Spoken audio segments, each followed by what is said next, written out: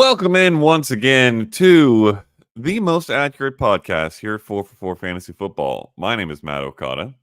With me is one John Paulson. It is Friday morning or midday if you live in the East. And we had an interesting Thursday night football game last night, which we'll get to in a second. But also, John, we are basically 1/3 of the way through the season, or at least through the fantasy season. End of this week will be 1/3 of the way through the full season. What's your general temperature these days on fantasy? How's it? How does it feel? I think a couple weeks in, it felt really awful. Maybe things have warmed up a little bit. Yeah, I mean, I definitely feel the pain of a lot of the people that jump in the Discord chats and complain about the injuries. It's been a tough year. It seems like every year is a tough year, but this seems particularly bad. So managers are having to make a lot of moves and have to make a lot of decisions because a player might be out a week or 2 or 3. We don't know how long and whether or not to cut them, especially if they're sort of a fringe, not a star type player. And so it's just a lot of, but that's that's fantasy football. I mean, we've never gone through a season where nobody's gotten injured, and we never will. Football is an extremely violent sport, and people get hurt all the time, unfortunately. So general temperature is, just every week's another set of tasks to tackle, get the rankings up, update them, keep track of everybody who's injured. And I think this podcast on Friday has really been a good resource for a lot of folks to kind of get caught up on everything that's happening. Because you and I are doing this daily. Not everybody is able to spend the kind of time we do on it. So happy to be here. I'm also happy to have my voice back because I kind of lost it after the Packer-Rams game, which was incredible. Packers fans showed up 2/3 probably. SoFi, very loud. I don't know if you could tell on the television, but very loud when the Packers made plays. And I took my son, which it was fun to see him get into it because I think if you remember the Seattle Packer game in the playoffs when Brian Bostic or whatever fumbled the onside kick, and then like everything that could go wrong went wrong in the final 2 minutes because they were totally primed to go to the Super Bowl, and they just screwed everything up. And Seattle made enough plays to win. My son, I don't know how old he was, but he was a little tyke, and I think that game like broke him as a Packer fan because he was in tears. And he's like, I don't want to. I think as time has gone on, he doesn't really watch the games with me that much unless it's a playoff game or something. Doesn't get that invested in the team anymore because he doesn't want to have his heart broken. So I understand that, but he was sitting next to me at the game, and there was some good plays made. He was getting fired up and yelling, and it was good to see him at least get back on board and see a Packer win because we had gone to the Rams game and lost, and gone to the Chargers game and lost. So it was nice to come back to another Rams game and get the win. I sit at a window seat in the NFL media building right across from SoFi that has a view of one of the entrances to the stadium and is as close as you can be to the stadium while inside the building. And it takes about 2 to 3 plays for me to figure out which team has more fans because you hear the cheering and then like 1 second later you see it on TV because there's that slight delay. And then by the midway through the first quarter, I know what's going to happen, whether it's a Packers sack or a touchdown based off what's happening over there. And yes, the Packers fans it's usually the case that the other team's fans are heavily represented. But when it's the Packers or California team, sometimes the Cowboys, things like that, it's rough for the LA fan bases, unfortunately. All right. Speaking of California teams, the 49ers beat the Seahawks last night 36-24. It looked utterly one-sided for a half, basically. And then it looked oddly close to being a Seahawks comeback for a while, and the whole 49ers can't close out games problem was rearing its head. And then they did close out the game without much issue and won by 12 points. So I think the biggest piece of news from the game was Jordan Mason, who started off incredibly hot, ended up with 9 carries for 73 yards, but hurt his shoulder, Reportedly, it was like mainly a pain thing, and he could have played if it was an emergency of some kind, but did not. Isaac Guerendo ended up coming in and rushing 10 times for 99 yards, mainly on a 76-yard breakaway, incredible run. If Jordan Mason misses any time, which I think the outlook right now is that it shouldn't be too bad given the fact that he could have played, is Guerendo a big pickup for you? Is it just like next man up in this system, essentially? Well, he had that big run, so that kind of padded his stats. But I mean, it's nice to have players that can make a 73-yard run. Um, Probably should have scored on that. He got caught right at the end, but I think he Yeah. was pretty pleased. He got up and was pretty pleased with himself, which is I like to see that when a third I think string, he fourth kind of string, went right? down on purpose or half on Oh, purpose, maybe. maybe. Like the trip up was like, okay, fine, I'll go down. He could have made it if he wanted to, I feel like. Yeah, I'm not going to try to score. So yeah, I think he would be certainly in the RB2 conversation um, if Mason has to sit. Last I saw on it was a AC joint sprain, but he's going to undergo further testing. Avoided something Yep. serious. As a person who had Mason over rushing yards, over total yards, over at Prize Picks, those did not cash, unfortunately, and they were very much on the way of Wow. cashing Yep. if he had just played another quarter or even half a quarter. Um, so that was a little disappointing, but obviously it was a good performance by him until he got hurt. Brock Purdy, 3 touchdowns, 255 yards. I think my biggest takeaway for the 49ers really is keeping an eye on Brandon Ayuk. He had a breakout game Yeah. last week. Big game. I think we all, not all, but we thought maybe the holdout kind of held him back a little bit. Slower start to the season, and then the first month of the season is sort of his training camp. And I saw that tweeted a few times, a few different people. And then Yeah. last week was when his season was really starting, and then he turns around and gives us 2 for 37 on 4 targets. And he's behind George Kittle, Debo, and Juwan Jennings in targets. So it's just a little disappointing. Only get 5.7 out of him in PPR format. So just something to keep an eye on. In terms of, because I know this question will be asked often, and I've already been getting it. Do I sit Ayuk for this person? Do I sit Ayuk for this person? Are you just essentially starting him, hoping that he does what he did last week and is better more consistently moving forward? Or is there a point where you're going to start sitting him, do you think? It depends on the options, right? So, if you have a Deontay Johnson, drafted 6th, 7th round or whatever, and he's got a good matchup, you might start him over Ayuk based on what's going on with Deontay and what's going on with Ayuk. But ranking Ayuk is, he is so talented. I think he's still Yeah. getting great separation. It's such a highly efficient passing attack. It's just they do have a lot of mouths to feed. And Christian McCaffrey potentially coming back. It's just weird to see him with this sort of low yardage and low usage. And I don't know if this is still a hangover from the summer, but he's so good that you have him ranked as at worst, a low end wide receiver 2. Probably at best right now, a high end wide receiver 2. You just probably don't have that confidence that he's going to, give you a wide receiver 1 type numbers. But he's in that wide receiver 2, high end wide receiver 3, I guess, mix depending on matchup. Debo ended up with a great box score, 3 for 102 and a touchdown. Notably, 76 of the 102 yards and the touchdown came on 1 catch. But again, it's nice to have the players that can make the big plays. Kittle was great, scored 2 touchdowns.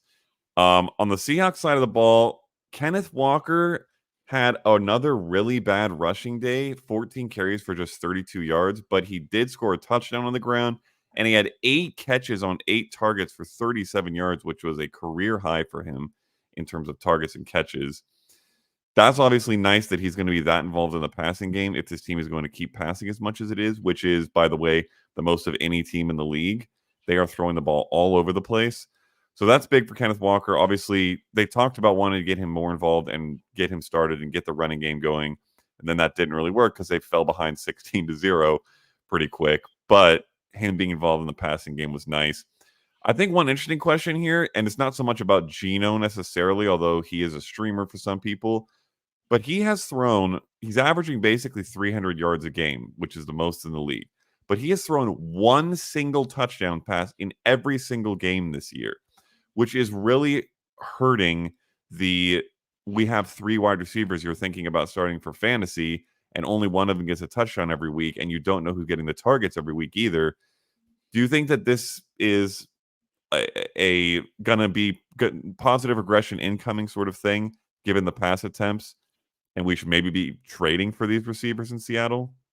Yeah, exactly that. I was as you were talking, it's just unsustainable for him to be throwing for 300 yards, attempting 52 passes, and only having one touchdown per week. They did have the long touchdown to Metcalf that got called back due to uh, an illegal shift call on Walker. It was weird. I don't know. It was meaningless Yep. to the play, and it's a 50-something yard touchdown to Metcalf that gets overruled or taken away. Metcalf also didn't get his feet down, I think, on another touchdown catch. So, like, Yeah, one yeah, toe, it's good. likely Yeah, situation. Gino is gonna, have some multi-touchdown days here, and he also runs the ball. He didn't much this game, one carry for 0 yards, but he had 73 yards, I think, rushing last game. So he can run as well. I do think that the positive regression will be coming with when you have this sort of volume in the passing game. Yeah, the volume is key. Everything else should follow with when efficiency kind of gets back to where it should be. All 3 receivers were very mid in terms of catches, targets. Well, not targets. DK Metcalf had 11, but only had 3 catches for 48 yards, which is rough. Another really clear sign of the positive regression. You can't have 11 targets and end up with 6 half PPR fantasy points, essentially. That big play that was called back would have been another 11, basically. And Tyler Lockett scored the only of the one touchdown that Gino has been throwing every game. So that was tough, but better days ahead, most likely. I think at least Metcalf is definitely a good trade target. JSN has been playing pretty well. He had 9 targets, which was the second most on the team. So, all right. That is Thursday Night Football. We will get to news and injuries and matchups after that. But just a reminder, if you've got questions, you can start dropping those in the chat, YouTube or Twitter now. We will get to those after all the goodness. And if you've got just player versus player start sit questions, go check out John's rankings on 4for4.com. That is the easiest way to get those answers and save the questions in this chat for good stuff like rest of season and what's going on with this team, or should I make this trade? Which I already see some of in the chat, so that's sweet. And also, if you really want to get your chat picked out, drop a super chat in there, and we will notice it right away and make sure we get to it. All right, big news stuff. There's a lot of quarterback news here, but before we even get to that, the biggest just general NFL news of the week was the Jets, with no warning whatsoever, firing Robert Saleh. It was quite a story this week. He showed up in the facility and they just straight up called him into a meeting, fired him, and nobody knew what was happening. Then he had to be escorted out by security, something. I don't know how much of it is true versus hearsay, but obviously the big takeaway here is the offense was not performing as we expected it to. I don't know how much of that you can put on the head coach, certainly some, but beyond that, the interim head coach, Jeff Ulbrich, also has swapped play calling duties away from Nathaniel Hackett, which was reportedly something Saleh was considering, and to Todd Downing. Not much to go on here in terms of historical projection, but I'm assuming you have done the best research possible on it. So what's your takeaway for the offense moving forward in this new situation? Well, I don't know if it's the best research possible, but I went to his team rankings from over at PFR. That's what I usually do when there's a coaching change like this, and just to sort of see how his offenses have fared in the past. And he's got 3 seasons to work off of. 2017 in Oakland, the team was 23rd in yards, actually 17th in yards, 23rd in points. So kind of, as you mentioned earlier, mid Seattle receivers. Tennessee's 2021 team was his best offense. They were, I think, 12-5 that year. they were 17th in yards, 15th in points, first in rushing attempts. Of course, Derrick Henry, 5th in rushing yards, 25th in passing attempts, 24th in rushing yards or passing yards. So that bought him at least another year, but it only was another year because in 2022, 30th in yards, offensive yards, 28th in offensive points. So, and then really, really low in passing, 30th in attempts, 30th in yards, while still being up there in rushing, which didn't surprise me given the fact that he had Derrick Henry. So, I see people on Twitter asking, "Is this an upgrade?" Well, I don't have much confidence in Nathaniel Hackett after the Denver stint, and then just what we've seen with the Jets. So I don't know that it could get a whole lot worse in terms of how the offense is performing relative to the talent that they have. And now that they have Aaron Rodgers, they should be doing quite a bit better than what they're doing. So the biggest mark in Hackett's favor is that Rodgers likes him, but I don't know if he just likes him as a person and likes working with him versus, this guy's a brilliant offensive mind or something like that, which I think, given the evidence, we can assume right now that he's not.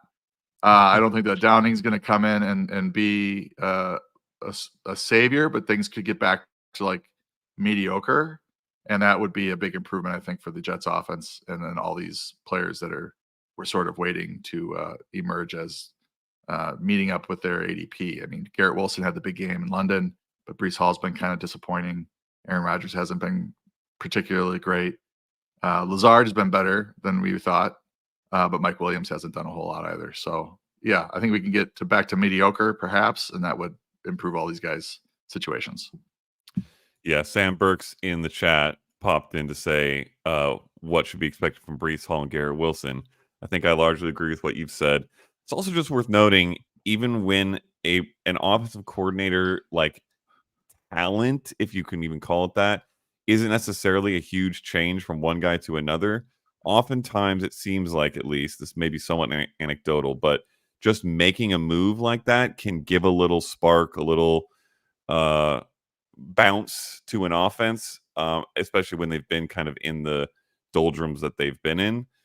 So it could be that, Todd Downing's not some incredible OC, but just that change and moving away from the stagnancy that they were in helps kind of jumpstart a little bit what we've seen from this team. And especially those two guys, Hall and Wilson, the talent is off the charts. And Aaron Rodgers, we've seen him even this season still be able to throw the ball well. So I think they should get it going a little bit more. Hopefully somewhere near their draft capital expectations, because those were high. All right. There are 3.5 starting quarterback pieces of news that we need to hit on. So I will just lay them out, and then you give me what you care about and what the takeaways might be. So the Patriots have announced they are starting Drake Maye, moving on from Jacoby Brissett. Why? I couldn't tell you, because it doesn't feel like the right time to do it. I don't know why you just go 4 weeks or 5 weeks in, have nothing significant happening, and then make the move. I don't know if they think they're trying to win, which they shouldn't be, but that's happening. The Raiders are swapping to Aiden O'Connell. They did this midway through last game off of Gardner Minshew. Aiden O'Connell obviously had some starts last year, had some, I guess, tiny flashes, but mostly wasn't particularly great. And then probably the most interesting one, just in general terms, because Derek Carr is dealing with an injury, likely to be out a couple weeks at least, Spencer Rattler will be getting the start for the Saints. Obviously, very, very hyped college player in his time, and then sort of fell off toward the end of his career, was not highly drafted. But that'll be an interesting one. And then also, Russell Wilson is basically a full practice, and Adam Schefter reported that it may be one bad Fields game or one loss for the Steelers before Wilson takes over. But for at least this week, Justin Fields is still the starter. So Maye, O'Connell, Rattler, and then if there's a change in Pittsburgh, what are your big takeaways from that flurry of quarterback moves? Well, I think in New England, they're just sort of tired of watching Jacoby Brissett at quarterback and kind of an ineffective offense. And nothing against Brissett; he's had a, a good year or a good career as a journeyman backup type.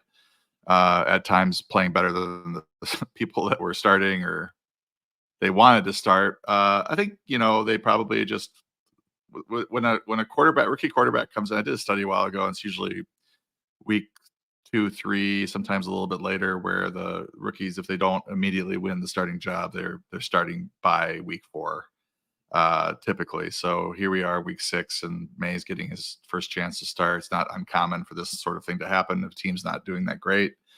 So you might as well see what you have in Drake Maye. The key for him is that in my rookie quarterback model, which does a very good job of predicting rush yards for rookies, doesn't do a great job predicting other stats. It's very general, but with rush yards, for some reason, it's very, very accurate. 23 rush yards per game for Drake Maye.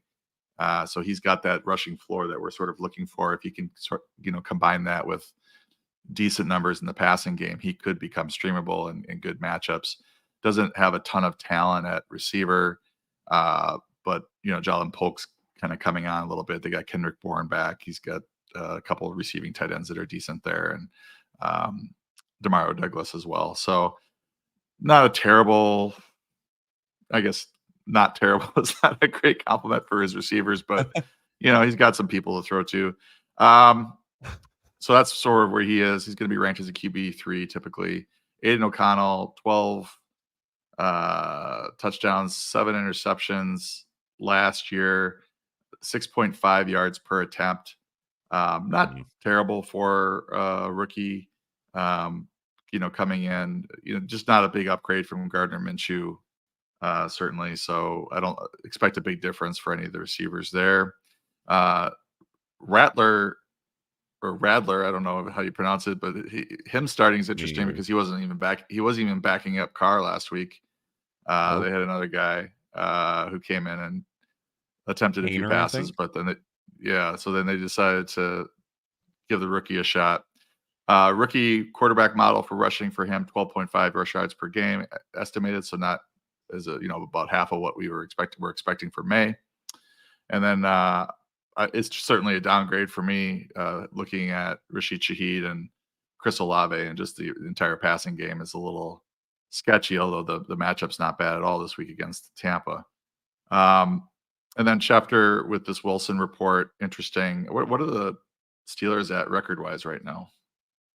I want to say 2-3, but let me double check. Sorry to put you on the spot. I thought they were 3-0, so I thought they are 3-2 actually. Yes. Yeah. So I think Fields was kind of safe because they were winning, but I think they dropped their last 2, if I'm not mistaken. So they're probably they did both by a field goal, by the way. Yeah. So they're probably like, okay, well, this Fields thing, is it still working great, or was it working great? I don't know. So now they're looking at the original plan was to have Russell Wilson in there, who's a more competent and experienced passer, doesn't bring as much with his running anymore, but as Fields does. But it does sound like that. I mean, that makes some sense if Fields kind of flounders some more, that they give Wilson a shot, because that was the original plan coming into the season. If for anyone who doesn't follow college football much, there was a period of time about 3 years ago where it was largely believed or projected that Spencer Rattler could be the number 1 overall pick. And then he just kind of had some bad seasons there at the end of his college career. But there was a lot of upside at one time. So could be fun. We'll see. Also, shouldn't be that long that Carr is out. Probably a couple weeks. All right, let's get through some injuries, and then we'll get into the matchups. Nico Collins, this news broke after our last pod, so we haven't talked about it. Placed on injured reserve with a hamstring injury. Absolutely terrible. He was one of, if not literally the best wide receiver in the league and in fantasy for the first 4 weeks. He will be out. After he left last week, Tank Dell got a little bit more involved, but what's your breakdown, your expectation for the weeks that he's gone in terms of targets and fantasy value for those guys?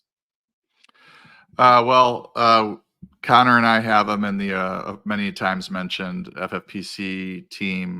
We have Tank Dell, so we'll be starting him this week in the hopes that he gets it going. I saw a video of Matt Harmon talking about it. He just feels like maybe that really severe broken fibula injury has kind of held Dell back, and he's getting off to a slower start this season than we were expecting after such a good rookie year. I think he was wide receiver 11 through 12 weeks last year before breaking his fibula.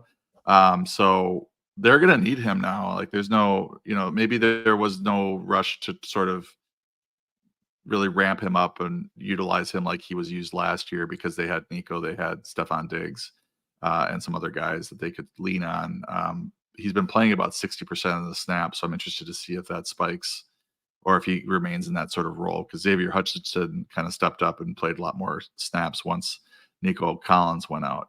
I would expect it's going to be Diggs and then Dell.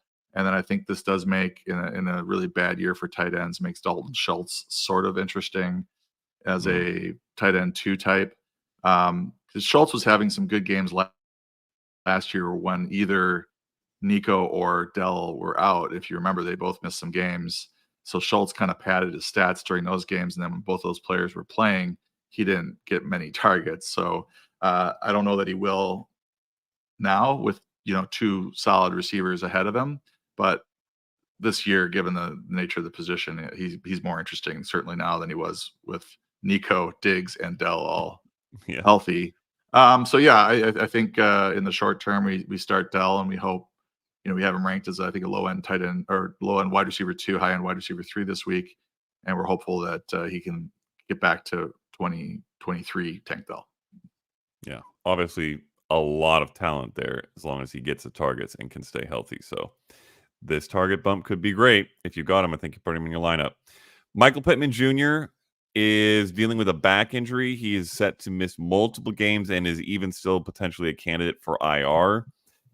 That's obviously not great for Michael Pittman Jr. managers, though it had not been as great of a season, obviously, as Nico Collins had been having. It had been mostly rather disappointing. But a similar situation here. This opens up a lot of targets for some intriguing guys behind him. The quarterback situation also matters a lot to those guys, but when it comes to names like Josh Downs, who is also dealing with an injury right now, so that that makes it even a little bit tougher. Alec Pierce, who's been big play dependent, but gotten a lot of those big plays. The rookie Adonai Mitchell. What's your short-term outlook for those guys? Yeah, I just saw that Josh Downs returned to practice on Friday with the toe injury, so that's something to keep an eye on. We'll see if he's good, questionable, or if he's removed from the injury report. Probably going to be questionable, missing practice the last 2 days and then coming back today. I also put Anthony Richardson back in the projections. I didn't have him in there at the start of the week, but he's been practicing and looks like he's going to play. So what that does is it shrinks the passing pie because you go from Richardson, who's going to run some, or go from Flacco, who is just going to basically air it out with their whatever rush calls they made, and then going to Richardson, who's going to run it 6 or 7 times, unless he's trying to protect his body or something unusual. Usually he is going to run it that many times, and that's going to reduce the number of pass attempts in a given game. So all that being said, typically when you lose a guy like Pittman, the guy who's getting the biggest bump in snaps is the wide receiver 4, which is Mitchell. Now he's the wide receiver 3. He's going to go from a very, very part-time player up to 70, 80% probably with Downs and Pierce. That doesn't necessarily mean he's going to get the targets, but he does have good separation scores and metrics look good. He looks like a talented guy. I know Reggie Wayne, the wide receivers coach there, is high on him. But with Richardson at quarterback, I don't know how many of these guys he can support as fantasy stars. Alec Pierce, to me, Downs wasn't playing at the time, but Alec Pierce had a couple big games to start the year. So he's sort of interesting as a sneaky start. Downs has been great since he's gotten back. He's a target earner. But I'm less inclined to start Mitchell with Richardson at quarterback than I would if it was Flacco. Yeah, the deep ball is really all that was working for Anthony Richardson. Problem meant that Alec Pierce was really your best bet when Richardson was playing. But as you noted, Downs wasn't there. My hope is that having Downs, who is very good and can get open, give Anthony Richardson some easier targets, that helps Anthony Richardson say, okay, I can take some of these easier targets and actually maybe I can complete more than 50% of my passes if I target this guy. With Flacco these last couple of weeks, Downs had 8 catches and 9 catches on 9 targets and 12 targets. He was really good. Would be a PPR stud if Flacco was sticking in, I believe. With Richardson, the question just will he be able to find Downs, complete passes to him, and keep up this kind of production? I'm optimistically saying yes. So I think Downs is a great. He's probably not available on your waiver wire, but take a look because he might be. Maybe target as well, because I think Anthony Richardson might figure out okay, I'm going to target this guy, and I'm going to actually get us moving down the field instead of once every 20 passes completing a bomb to Alec Pierce, and that's the only way we can get downfield. That's the hope. Obviously, Michael Pittman Jr. being back soon would also be great. James Cook. This was a sort of late in the week injury report pop-up, dealing with a foot or toe issue, very possibly turf toe. Did not practice on Thursday. Not great for the Bills, certainly, or the Bills offense, but also not great for any James Cook managers. Ty Johnson and Ray Davis have both gotten some run whenever James Cook has needed a break in recent weeks. Maybe a little bit different style of players, but how are you handling that backfield if Cook misses time? Yeah, they have a Monday night game, which makes this a little more complicated to make these decisions Sunday morning for players that play Monday night. It's tougher. But he opened on Thursday, which is the first official practice, was with a DNP. He's been seen working on the sideline. So it's up in the air right now, and hopefully we get more clarity by Sunday morning. But unless we're really trending and he's practicing on Saturday, at least in a limited capacity, but if he's limited and questionable, just as bad vibes, you might want to go ahead and play somebody else. Or pick up one of these other running backs on the Bills. But it's a little bit, this is what I wanted to talk about, because last week, Ty Johnson played 34% of the snaps. Ray Davis played 3%. A lot of that was on third down. So I think they just trust Ty Johnson right now more on third downs, which at the very least means that if Cook sits, Ray Davis at best would be a first, second down player, which might be productive. It might be okay, but he's not going to come in and be like a bell cow or play as many snaps as maybe James Cook did. If you look at the season, 26 carries for Ray Davis, 75 yards. That's sub 3.0 yards per carry. You look at Ty Johnson, 10 carries for 42 yards, 4.2 yards per carry. Both have 4 catches. So what I'm getting at is that Davis has out-carried Ty Johnson 26-10, out-touched him 30-14 on the season, but he hasn't been impressive doing it. So it sort of depends on what they have seen in camp and whether or not they want to hand the keys to him. So what I'm getting at is that this is very much up in the air as to who would be the lead back, or if there even would be a lead back in the Buffalo backfield if Cook were to sit. I have a feeling we would see Davis maybe in the first, second down role with Johnson on third downs, but we also could see Johnson in a 3-down role with Davis as the backup if they feel like Johnson is just as good as Davis, running the ball on first and second down. I mean, they drafted Ray Davis for a reason, but 26 carries and 75 yards is not a strong indicator that they're going to hand the keys to him if Cook were to sit. Because of the Monday Night Football situation, if Sunday the report or the expectation is it's a questionable and mostly up in the air for James Cook, unless you have Braylon Allen or maybe one of these guys, are you probably going to start a low end wide receiver or running back 3 rather than take the risk? Not totally asking for a friend here. Yeah, I mean, I think Braylon.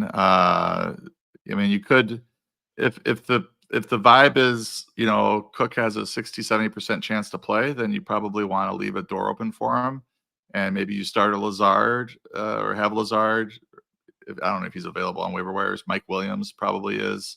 Braylon Allen or some of these other guys that you might have, or you could pick up Ty Johnson. That would be my pick of the two, just because we could see him at the very least having a role on third downs and half PPR formats. That's sometimes more valuable than the first down, second down grinder. So unless we get some sort of like word that Ray Davis is expected to pick up most of the rushing slack or something like that.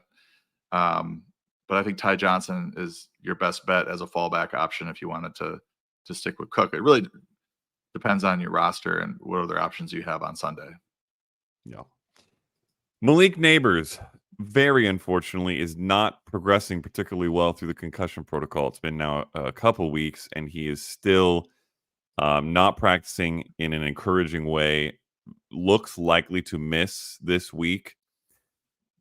Hopefully he is able to get better soon and make it through the protocol and get back into both the Giants and fantasy lineups, because obviously he was incredible before the injury. But this means that for maybe another week, we have some interesting guys deeper on the roster for New York. So who are you interested in playing, if anyone? Yeah, Wan'Dale Robinson and Darius Slayton are both sneaky starts this week, especially after what Slayton did last week against Seattle. He had 8 catches for 122 yards and a touchdown on 11 targets. Daniel Jones looked competent without Nabers, in the lineup. So I think coming back against Cincinnati, 27th in adjusted fantasy points allowed to receivers, that Slayton is a low-end wide receiver 3 in this matchup, especially a short week where we have some teams on bye. Robinson has been good. He's a wide receiver 23 on the season. His ADOT's low, but in PPR formats, which are seriously flawed, switch to PP point per first down, everyone. But in PPR formats, which a lot of us play, he racks up the catches and is a solid 10 to 20 point player, depending on whether or not he gets a touchdown. They're both very startable this week against Cincy. And then I think even the other beneficiary is Theo Johnson. And maybe I'm saying this to try to speak it into existence, because I did have to pick him up in my FFPC league with Travis Kelce on bye. Theo Johnson actually did all right last week. And, there's some more targets, obviously a lot more targets available, and Nabers is not on the field because he was seeing 45% target share or something like that. So this frees up a lot of usage for some of these other guys. Wan'Dale, maybe the worst offender of the PPR scoring system in the NFL right now. He's averaging 7 yards a catch, but is catching like 7 balls a game. So both those guys I really like. We'll probably be starting them or at least one of them in a couple leagues. Bengals defense, as you noted on, is very, very attractive for opposing passing attacks. Rhamondre Stevenson has a foot injury. He did not practice on Thursday. Could miss week 6. I haven't seen a Friday update yet, but it's definitely something to keep an eye on. If he is out, how interested are you in Antonio Gibson, who they mentioned maybe giving a start last week while they punished Rhamondre Stevenson for fumbling the ball a ton, and then that didn't really happen. I don't know if he got technically the first snap, but in terms of viability throughout the game, Rhamondre had 12 carries, Antonio Gibson had 6. Gibson did rush for 52 yards, 8.7 a carry, so looked pretty good, and actually has looked pretty good most of the year on the limited touches he's gotten. So if he's in the lead role, how interested are you there? Well, last week's dumb. I mean, the way they handled this is like, we're not going to start you, and then they ended up giving him the most touches in the backfield. So it was almost like a light a fire under him type of a situation, which is kind of dumb with fumbles. It's not like he's trying to fumble or that effort is going to reduce your fumbles. It's like it's a skill, and it's just anyway. As a projector of fantasy stats, it was frustrating to see them just kind of go back on what they had said all week about Gibson getting the start, but I digress. Stevenson not spotted at practice on Friday, looking doubtful to me for Sunday.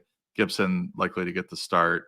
They might list him as questionable and give him up to game time to perhaps play. It's a foot injury, but he's looking doubtful to me. So I'm going to probably project, even if he does play, I'm probably going to project Gibson ahead in terms of touches, just because Stevenson's likely to be limited or has a high chance for a re-injury.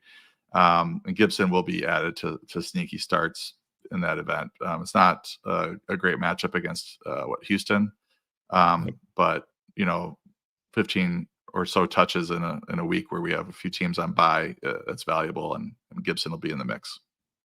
High end RB3, somewhere around there. Yeah, in the 20s. Yeah. Joe Mixon is finally back at practice after a couple of weeks of not practicing with that ankle injury. Obviously, we'd really like to see him back because it has been very difficult to get anything out of the Houston backfield, or at least anything reliable. It's been a little confusing there. So hopefully he plays. Keep an eye on the final injury report, but should be able to slot him back in lineups. A.J. Brown and Devontae Smith both practicing in full. That's obviously great, both for their managers, for Jalen Hurts managers, for the Eagles. The one interesting question I have here, obviously you're starting both these guys if they're back. Dallas Goedert has been one of the most reliable tight end starts in fantasy while they have been out. How much does this bump him down for you, assuming they both play? Is he still a starter? I would imagine so, but is he a low-end starter for you, or does he stick in the mix of, like, these are my strong, trustable tight ends? Yeah, Dallas Goedert is an interesting dude because, you're sitting there in the 10th, 11th round and he's on the board, and you're just sitting there imagining A.J. Brown and Devonta Smith healthy and Goddard getting his 4 targets per game and doing a lot with them, but not enough to justify a tight end 1 start on most weeks. But he's a really talented guy, and he showed it with these guys in and out of the lineup the last few weeks. I'm still starting him as a tight end 1, as a low end tight end 1, but his floor is a lot lower now than it was when these guys were both injured, or even with, just Smith there and Brown out. You still felt pretty good about Goddard getting, the number 2, at least the number 2 targets in that offense. But given the state of the position, you got to start him in most cases, unless you're pretty stacked at the tight end position. But certainly you got to be prepared for disappointment when it comes to Dallas Goedert and those 2 receivers being healthy. I think there's definitely more than a couple people who either picked up Goddard on waivers or drafted him really late who may have another option. Tucker Kraft, you're starting Tucker Kraft over Dallas Goedert. Yeah. Okay. Well, he's got Kraft has a groin injury, so we got to see what's going on. True. With that today. He was downgraded yesterday, but most likely, yeah. I mean, given what he did last week against the Rams, he was awesome. Yeah. Zach Moss with an ankle injury and Chase Brown with a quad injury are both questionable. Chase Brown is headed more of the wrong direction in terms of practicing. Zach Moss headed more in the right direction, but neither is super confident to be a play this next week or to be healthy. So you're going to have to keep an eye on that. Keep an eye on today's injury report. Keep an eye on the final injury report. If one misses, the other is a great play, good play, okay play, mid play. I feel bad for you because you put this rundown together. Then I just search on Twitter and find out that 5 minutes ago it was announced that Chase Brown is good to go. Zach Moss will also play, according to Zach Taylor. So both guys are going to play. So I think we're going to see more of the same with this backfield split. Chase Brown's been coming on, but it's still probably a hot hand situation. Typically, it's been Brown that has had the hot hand lately. But I bet you I'll have Brown ranked ahead of Moss, but it's going to be close with those 2 sharing that backfield. Okay, very interesting. Rachaad White with a foot injury was downgraded to a DNP on Thursday. I will talk for about 20 more seconds and see if John can find some 5 minutes ago breaking news. But being downgraded this late in the week, never good. So that would be a trend in the wrong direction, I would imagine. Again, we'll see what the final report looks like. But is Bucky Irving a must start if Rachaad White misses the game? Is the main question. He's a pretty good start. And I would say White is trending the wrong way. And I want to just give a shout out to Jeff Muller, our injury expert, 4for4 and DLF. He was on this start of the week. He saw the film of the ankle injury for White, who did come back and finish the game, but didn't look right. And Jeff was worried about this and was monitoring early in the week and just kind of keep track of this. And this was the source of a few Bucky Irving prop bets that should be able to pay off here if White is out, or even if he's not, they still might pay off.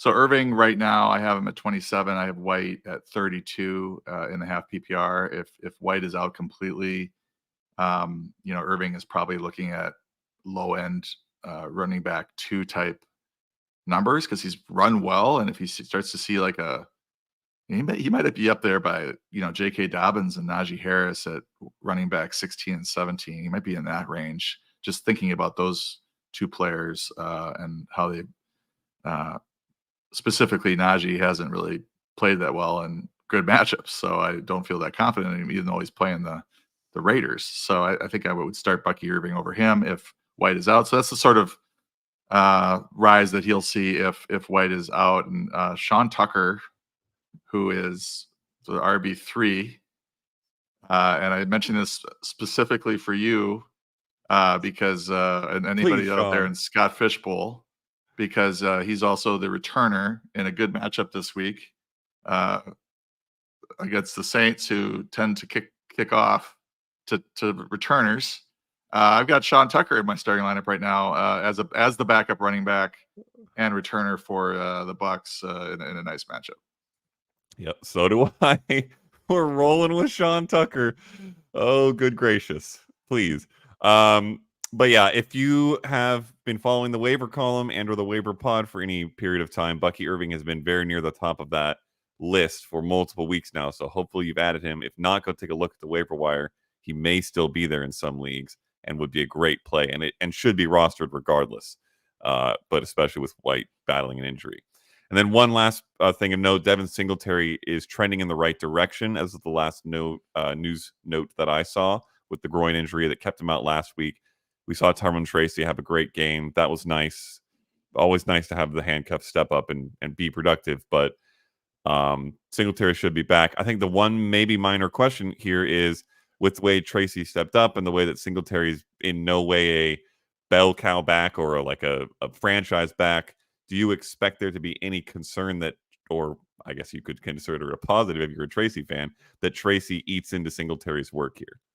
Yeah, I mean, I think that's why you were talking about Singletary being back, and what does that mean? And it doesn't necessarily mean he gets back into the full starting role. It probably does. They seem to love him. But I don't see him, 80-90% of the touches with the way Tracy played. I mean, that was really good production they got out of the backfield. I would think that he's earned a larger. This is one of those, can you put the genie back in the bottle situations? And I don't know that necessarily you can. Singletary kind of came into the season as one of the most vulnerable starters in the league, just based on reputation and historical production. He was good for Houston last year. He's been pretty good for the Giants. But one would think that they'd want to get Tracy more involved after what he did last week. Yeah. Singletary also the kind of back who you don't want to give 20 touches a game to, but you want to give 10, 12, 15 touches a game to, because he is a good running back in the right situations, just not necessarily built for a 20 carry workload. So if Tracy's in there getting 10 and being very productive with them, that's good for the offense. Whether it's good for us in fantasy might be another question, but definitely something to keep an eye on. All right, let's get into the matchups. We've got a couple of the top matchups, or the most notable matchups in the week, and then we'll get into the adjusted fantasy points against outlooks for some kind of fringe guys, start sit related questions, essentially. Game of the week, Lions at Cowboys with a 52.5 point over-under, which is the highest I can remember seeing putting this rundown together since maybe week 1. This looks like it's going to be an absolute blast. Worth noting, Detroit is very generous to wide receivers, but very rough against running backs. And Dallas is very good against tight ends in terms of adjusted fantasy points. So a lot of interesting extreme matchups here. But just in terms of, we know who we're starting for sure, but in terms of the ones who are kind of more on the fringe, who are you looking at in this game? Well, it's a road game for Jared Goff, so that makes it a little dicey, but it is an indoor game. And it was Marcus Grant that said that he's an indoor cat on the pod. Yep. That Jared Goff is an indoor cat. I like that. Dallas 16th adjusted fantasy points allowed to quarterbacks. I'm not in full trust here, and the main reason is Dallas has been terrible against the run, better against the pass. So Detroit, if they're smart, which they are, would go with a very run-heavy attack, try to control the game that way, keep the Dallas offense off the field, just grind out a win on the backs of David Montgomery, who I really like this week, and Jahmyr Gibbs, who I also really like this week. Taking the Montgomery rushing over, it's like 58 or something. Dallas has been brutal against the run. I'll just say that. Yeah. Goff is okay though, because the total's 52 and indoors. He's got weapons. Like, you could see him with a 250 and 2-day, or if Dallas has a good offensive day and Detroit falls behind, you could definitely see Goff having to air it out and end up over 300 yards and 2 or 3 touchdowns. So I think he's a worthwhile quarterback too. Not perfect situation for him, which it would be this game at home would be a pretty good situation for him because he tends to do very well there. The other player that I wanted to mention as part of the Sneaky Starts article is Jalen Tolbert. Detroit is 30th in adjusted fantasy points allowed to the receiver, so one of the best possible matchups for receivers. I almost added Tolbert to this column last week. I thought I did. In my head, I did. Ooh. I think I actually put him in, and I was like, I wrote that, I typed the name in, and then I was like, wait, he's up against the Steelers. The Steelers have been pretty stingy. So I didn't want to endorse him. He ends up with 7 for 87 and a touchdown on 10 targets in a bad matchup. Yes, give me more Jalen Tolbert. I did start him in my lone FFPC, the solo FFPC team. Got a win last week, and I think you look at Detroit, 19.5 catches for 218 yards, 0.75 touchdowns allowed on average to enemy receivers this year. Give me Jalen Tolbert as a wide receiver 3 type this week. Yeah, he also passes the eye test, I think. Looked really good and was very high in the waiver article. This feels like a game the Cowboys are going to be throwing a good amount to keep up. I really like this play a lot. Fade of the week, Chargers at Broncos. I think the Broncos were in here last week. We're going to see a lot of the Broncos in these games to avoid. Their defense is incredibly good, honestly, just across the board, but obviously, particularly against the pass, it is stifling. The Chargers, as it happens, don't really want to throw the ball. So with those two things combined, it maybe means turn to the running game for LA. Yeah, I kind of like Dobbins. I know the Chargers have a good defense, but they're, I think, 19th in adjusted fantasy points allowed to the running back position. Yeah, 19th. Dobbins is averaging about 17 touches for 97 yards, half a touchdown per game. I think they come out of the bye trying to establish the run. They've been better against the pass than the run, and the Chargers want to run. So this sort of matchup works out well for Dobbins, who should see the bulk of the touches. Gus Edwards really hasn't done anything this year to indicate that they're going to increase his role. So I think Dobbins is a sneaky start. And then you just mentioned these guys. It's like Cortland Sutton. It's dicey. The Charger receivers. It's like, you might be stuck starting a Ladd McConkey or a Quentin Johnston or a Cortland Sutton, but I wouldn't go any deeper than those 3, I don't think, at the receiver position. The tight ends, for either team, I wouldn't want to start any of them. So yeah, very few, and you don't really want to start these quarterbacks either. So it's really Dobbins and maybe those 3 receivers, or I guess Javonte Williams will probably see 15 to 20 touches as well. You could start him, but not a lot of points to be had in this game. Javonte Williams has had some decent volume the last couple weeks, still just not scoring touchdowns at all, which makes him tougher to start. But yeah, I think I might be starting him as a desperate flex play in a couple leagues. Other than that, this is just rough. I don't trust Cortland Sutton ever, and I don't trust any of these receivers on the Chargers against the Broncos secondary. By the way, worth noting on the Dobbins point, Gus Edwards has not practiced at all this week. Had not seen a Friday news note yet, and being a West Coast team, we probably won't for a couple hours. But if he's out, which is the way it seems to be trending, that's another extra, 7-8 carries that could go Dobbins' way based off how they've been using those backs. So that gives some extra credence to a sneaky start there.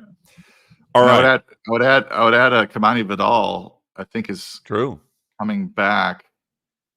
I'm trying to remember if he was on IR or whatever, but he's a stash now. I mean, I'd be looking to add him with Gus Edwards struggling with injury. I mean, I think if Gus is healthy, they probably will not turn the keys over to Vidal if there's a Dobbins injury, but somebody to pay attention to, maybe to add. Yeah, a lot of interesting hype around him in the offseason, so would be an interesting stash.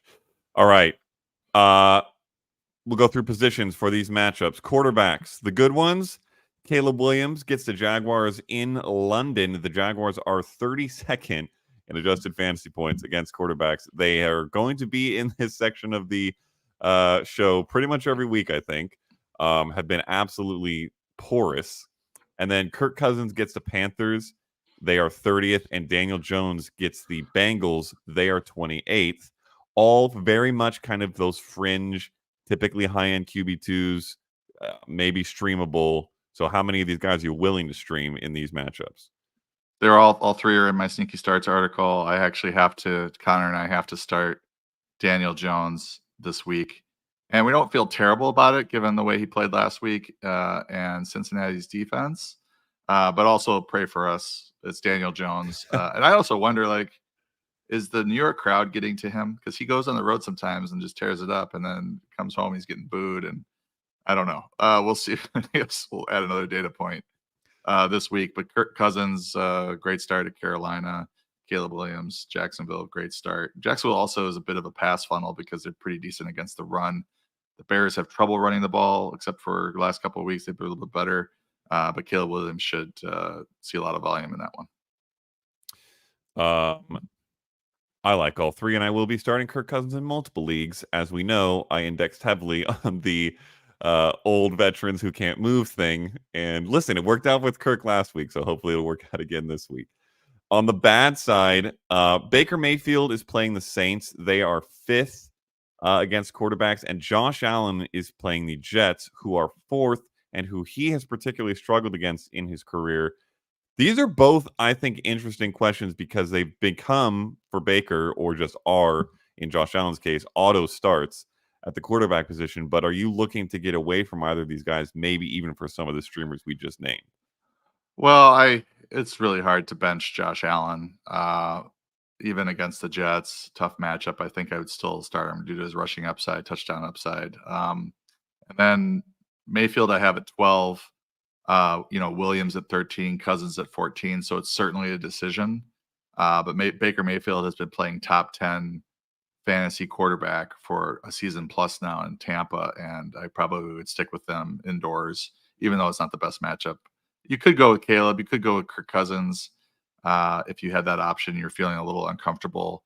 The one caveat with Baker is that, we got the whole Mike Evans, Marshawn Lattimore history where Evans just hasn't shown. He might still have the upside, but hasn't shown the upside in many meetings with Lattimore. I think he's had one really good game in the last 14 meetings or something with him. Check out Mike Clay's feed if you want to see the total breakdown. I think Ian Hartitz also did it.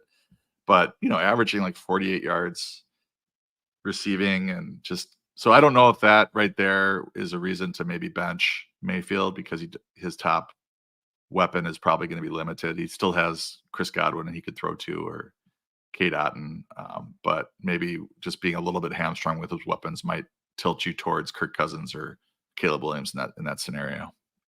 Another thing worth noting, what we're keeping an eye on, is Khalil Shakir's health. Don't know for sure whether he'll play. If he's out, we saw what Josh Allen looked like last week without him in the offense. That could be an additional, what's the opposite of a feather in your cap for Josh Allen. I personally have a super flex league where I have both these guys and Jordan Love. So I'm battling between these two, which one to start. Don't really feel super great about either of them.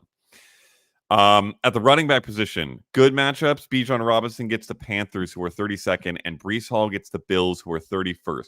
These are not fringe matchups, as most of these will be, or fringe starts, but I wanted to throw them in here because the two running backs that we all drafted right behind Christian McCaffrey and who we expected to be unbelievably elite have both not been that. They've both been just fine. They both have amazing matchups this week, so this is a fingers crossed big breakout week for both of them. If either of them just craps the bed, then we might be in trouble, but I really think that's unlikely. And then Najee Harris gets the Raiders, who are 28th.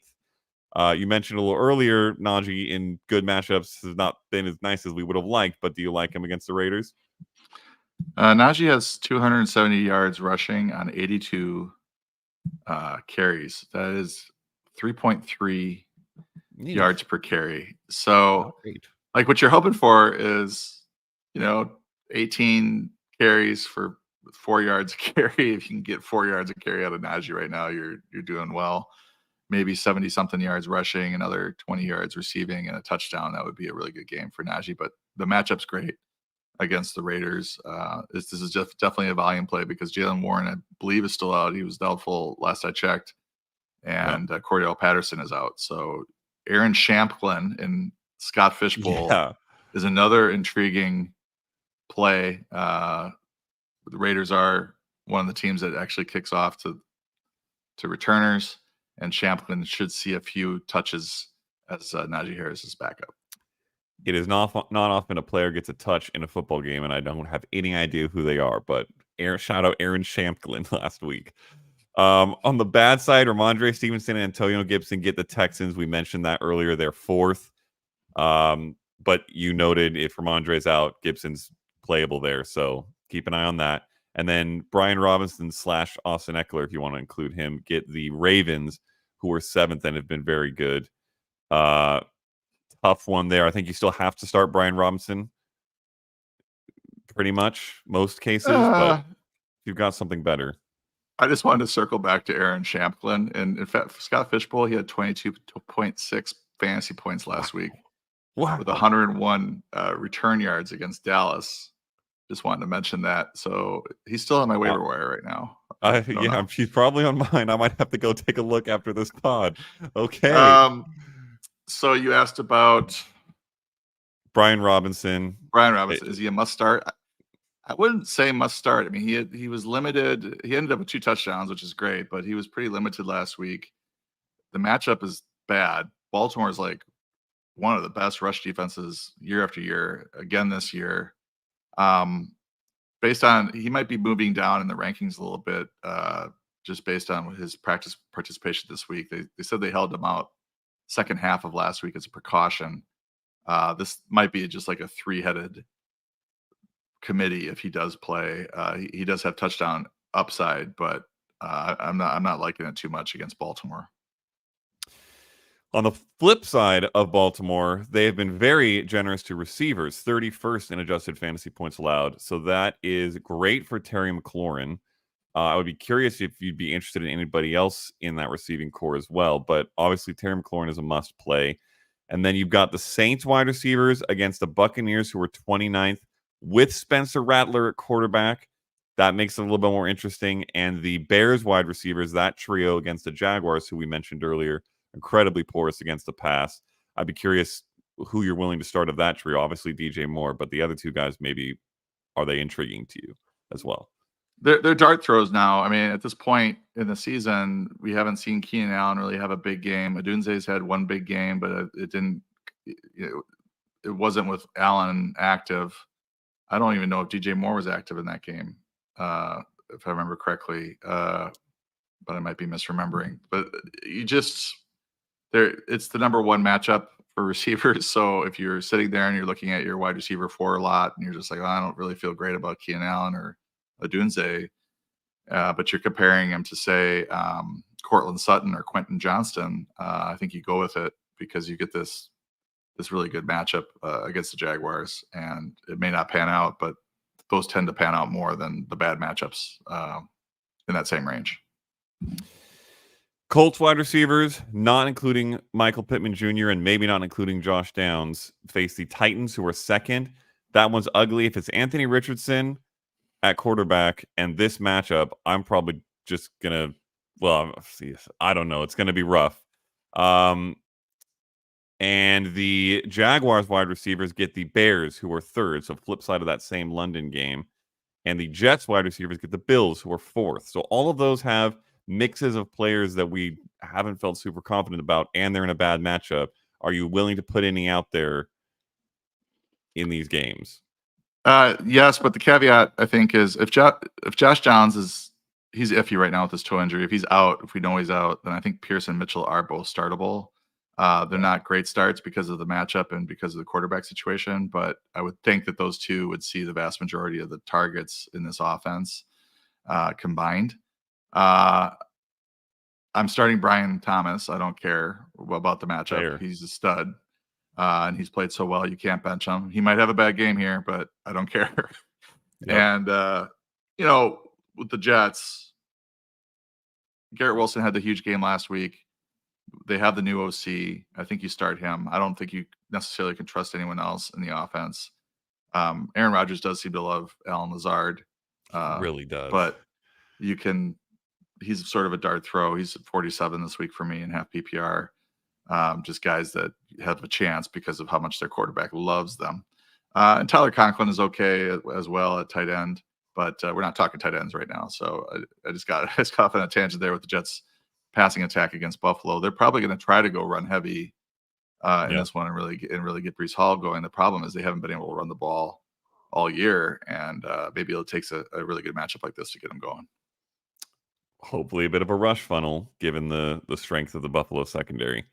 To the tight ends, Cole Kmet, again, the Jaguars. Anything that involves throwing the ball through the air is going to be good against the Jaguars. And Kyle Pitts against the Panthers, who were 23rd against tight ends.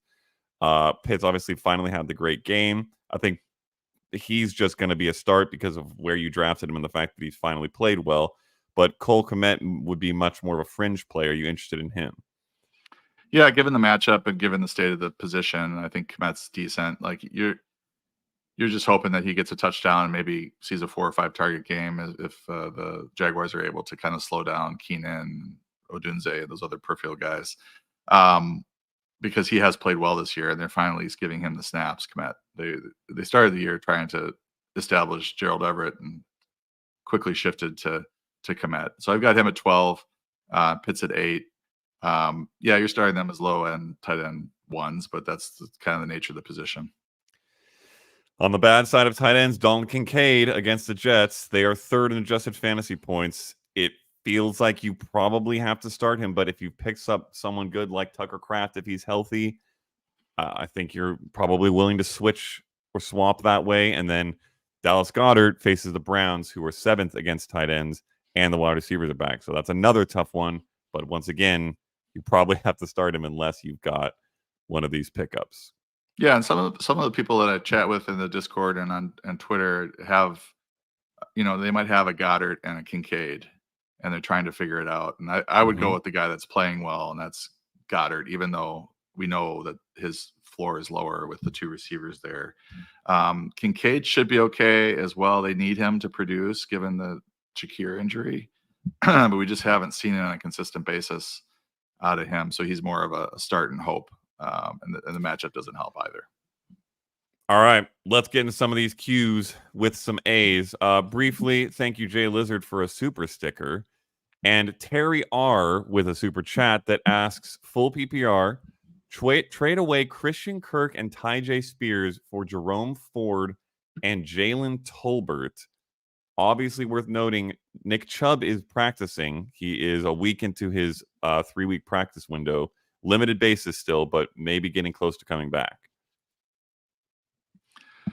Yeah, I don't know how you feel about this, but I just look at Ford and Tolbert, and they both look like they might be turning into pumpkins in a few weeks. With Chubb coming back for sure with Ford, and then Tolbert, Brandon Cooks on IR for 3 more weeks. Once he comes back, we don't know for sure that Tolbert will continue to be startable. Excuse me. Whereas, I mean, right now you look at that right side and you're like, okay, that's that Ford and Tolbert side's more valuable this week, next week. But Yeah. a month from now, I don't know. So I think Yeah. I'd probably hold on to Kirk and Spears. Yeah, unless you're in a desperate 0-5, 1-4 situation, maybe I would agree that I'd much prefer the Kirk and Spears side. Kirk has been quite good these past couple of weeks, back to what we kind of saw last year with him getting heavily targeted, which is nice because Brian Thomas is still playing very well and getting targeted, but Kirk is also picking up a little bit. So he's pretty startable right now in good matchups, I think. Fantasy Sports says for the flex spot, but just generally, this is a pickup question. So essentially, waiver wire rest of season. Dontavian Wicks, Trey Sermon, Alan Lazard, DeAndre Hopkins, Ladd McConkey, Darius Slayton, or Wan'Dale Robinson. Who would you rather pick up? It's a long Well, list. I think season long, I would go with Wan'Dale Robinson. He's had value the whole season, wide receiver 23, and should continue to have value even when Nabers returns. He had a high target share even when Nabers was playing. These other guys are intriguing on a weekly basis. Certainly Slayton this week. Wicks led the Packers in targets last week. Sermon could get another start. Lazard's been fine. And Hopkins and McConkey. I mean, they're all wide receiver 4, RB 2, 3 types. But to me, the one that sticks out is Robinson. Yeah. I think it definitely matters if you're in a PPR league. That makes Wan'Dale much more valuable. If you somehow are playing in a standard league still, which there are very few of, he becomes less valuable. But yeah, I'd agree it's Wan'Dale there. Sam Burks got a trade request. PPR league would send Dalton Kincaid and Marvin Harrison Jr. to get Rico Dowdle, Devontae Smith, and Trey McBride. Would drop Eckler to make room on my roster. Good trade, question mark, I think was supposed to be there, but you know what? I think you answered your own question. Good trade, period. Yes, good trade. Any disagreement there, John? No, I think so. I think McBride is a sizable upgrade over Kincaid that we've seen so far, right? We were expecting more out of Kincaid, but McBride's been better, significantly better. And then I think Devonta and Harrison is kind of a wash.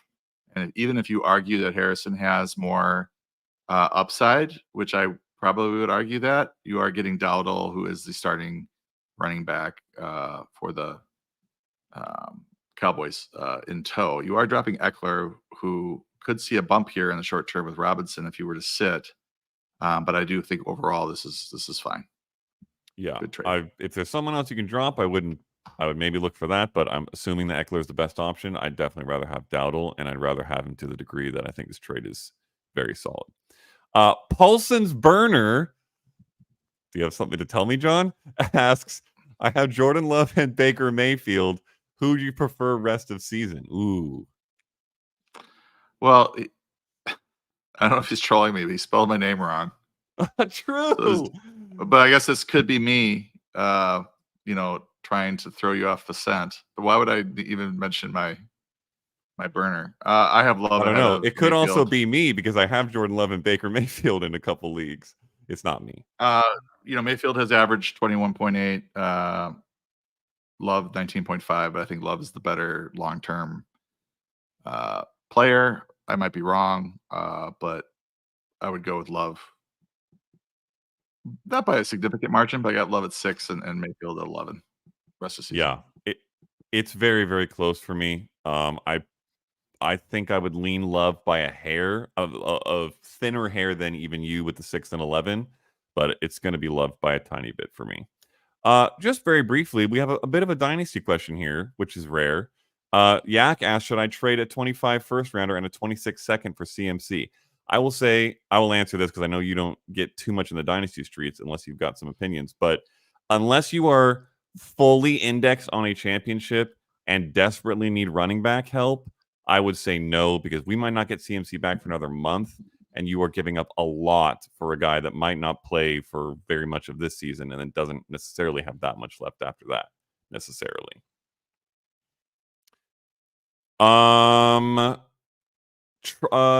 Terry R, we already answered that one because they super chatted it. Thank you, Terry.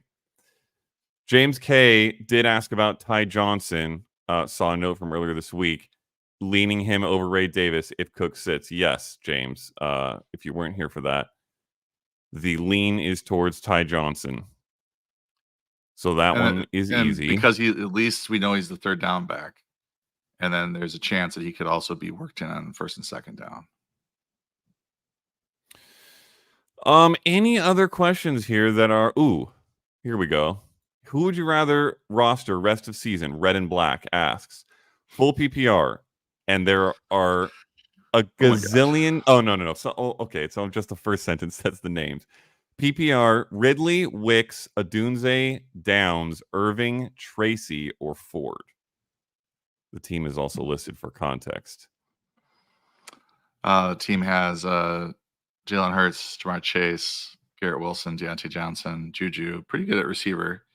Derrick Henry, Montgomery, J.K. Dobbins, Stevenson, Bigsby, Laporta, and Kraft. Pretty strong across the board here, Matt. Yeah. Is this either an 8-team league or you have a great roster?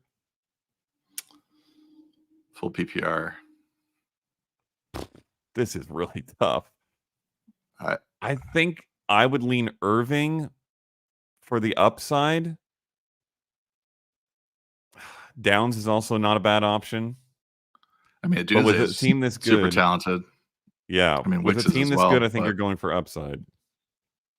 Yeah, I would probably go with Dunze or Irving, maybe Downs. One of those three. Yeah, somebody who could end up being an every week starter for you if the cards fell right. It would be my take there, which is those guys. Alexi Rill says Tank Dell or Chris Olave rest of season. Chris Olave has largely been underperforming, and there's the quarterback change in the short term. Nico Collins out in the short term for Tank, but this is assuming there's a decent gap in your rest of season rankings, but it is an interesting question given all the moving parts. Yeah, I've got Olave at 22 and Tank Dell at 33. You could say Olave's been disappointing, but Dell's been even more disappointing. So I would go with Olave because at least he's had some good games. Yeah, I would agree there. If Nico Collins is going to be out the rest of the season, I would be considering Tank Dell here, but with just a hopefully 4-week stint, I think you got to go with the guy who's guaranteed to get, or very likely to get, at least more targets. Jaden Gunn, this might be our last question. We'll see, because we're a little over time here. But Jaden Gunn says, not start or sit, but would you rather have James Cook, James Conner, or DeAndre Swift rest of season in PPR? All offered to me for Garrett Wilson, and I have too many receivers. This is a very interesting one. Cook, Conner, or Swift rest of season? I mean, Swift, I think, is below just because we've seen him really struggle this year, even though he's had a couple of good games recently. Like right now, given Cook's toe injury, I kind of lean Conner, but rest of season rankings this week, Cook at 10, Conner at 11. But those were, released before we really knew about this toe injury. So those two are neck and neck for me. I probably would go with Conner because he's healthy. Yeah, I think I'd agree there. Good offense. He's heavily utilized in it. Scoring touchdowns. Has looked very good. I think that's the choice for me as well. And it's a trade that I would make if you have too many receivers. So I like that. All right, we'll hit two more because there's a couple interesting ones here that I like. Macintosh fam redraft trade. Brian Thomas for Hunt, Downs, and Odunze. Based off the language, I think that means giving Brian Thomas for that trio, but we'll just pick a side here because it's not super clear. In my opinion, you'd have to be desperate and have a bunch of holes in your starting lineup to even consider this. Brian Thomas, to me, is a stud, locked and loaded rest of season wide receiver 2. All the rest of these guys are guys you're going to be fringe starting each week. I mean, if you're in a place where you would be starting Kareem Hunt in a RB2 slot and Josh Downs in a flex spot, so you're getting 2 starters for 1, becomes a little more interesting, but tough for me to trade away Brian Thomas for a bunch of pieces. How do you feel And about it? this is one where you really have to look at who you have to cut to. If you're taking on Hunt, Downs, and Adunze, you probably have to cut 2 players. What then add that to the Brian Thomas side to see like what does it make it even like obvious that it's a bad trade? I agree with you because of you usually want the best player in the trade. Yep. That's Brian Thomas. Fantasy wise, that's Brian Thomas. I mean, Roma Dudze, Josh Downs could turn out to be better receivers, but right now Brian Thomas has delivered just about every week. And then you've got these guys that are wide receiver 3, 4, 5 types on a weekly basis based on their role and their quarterback situation and their matchups. Yeah, big agree. All right. I see a lot of start-sit questions, so just as a reminder, because we won't get to them, go check out John's rankings, 44.com, and you can find the names that you're asking about in order and choose. But there is one more question that we have to ask. William E., what's wrong with standard scoring? Listen, nothing necessarily wrong with it. It's a little outdated. I know John. Well, actually, I don't know, John, if you would prefer it over PPR. I know you hate PPR, and I know you're correct. The correct answer is first downs. A point for first downs. Yeah, I mean, I think if you just look at it logically, standard scoring is superior to PPR. PPR just kind of fixes a problem that we don't need to fix anymore, and it's just nonsensical that you give a point for a 0-yard catch. And then I get people telling me, okay, well, half PPR, half point per first down is the way to do it. No, just PPR. Now you're giving a half a point for a 0-yard catch. Why are we doing this? So the problem with standard scoring is that it's so touchdown dependent. And that's the only thing that's wrong with it, is that now touchdowns are you taking on more importance, and they're just not as many of them. So the scoring's lower, and it all depends on who scores touchdowns really to who wins your games. Yardage is important, but it's not, I wouldn't mind a standard if you did 2 points for every 10 yards or 1 point for every 5 yards rushing and receiving. That would make it more interesting. But I would, just to fix standard scoring, I would add a point for each first down. 70% of catches result in a first down, so you're really keeping most of the PPR, and it's just the good part of the PPR. And then you also get the little bit of a running back boost, which I think we need in the running back scoring for point per first down. So for me, that's the right scoring system. To John's point, this became a thing because we lived in this world where running backs dominated the entire first round in fantasy.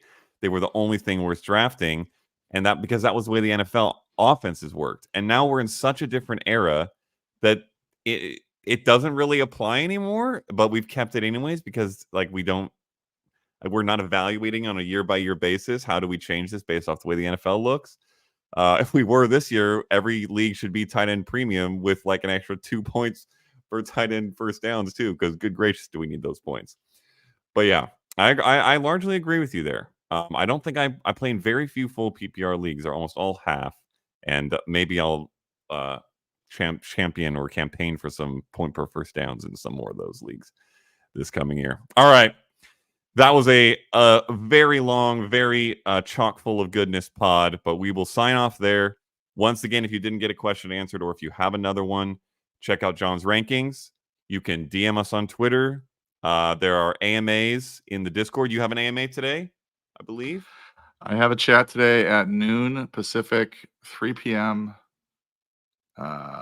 Eastern, and I'm going to do that. And then I'm going to see Jack White with my wife perform at a club in LA, the Mayan. I scored tickets on this week. I think it was Wednesday. Let's go. Very excited. Small little venue to see Jack White. So that's what I'm doing tonight. Sweet. Sick. All right. We will sign off there. Thank you all for being here, for your questions. Good luck in week 6, and we'll see you next week. Adios.